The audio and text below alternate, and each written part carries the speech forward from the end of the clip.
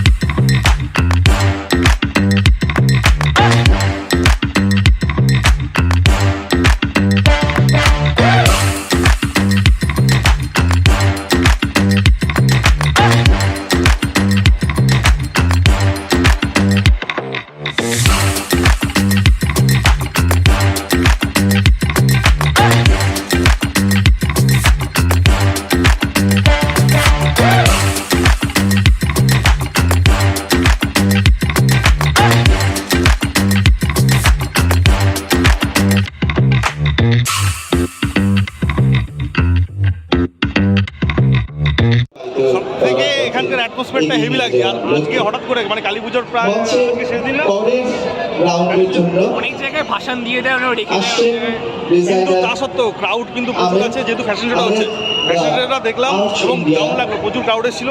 এটা একটা bonus view. এবার দেখে নেবো প্যান্ডেলটা। চলো প্যান্ডেলটা দেখে নেওয়া যায়।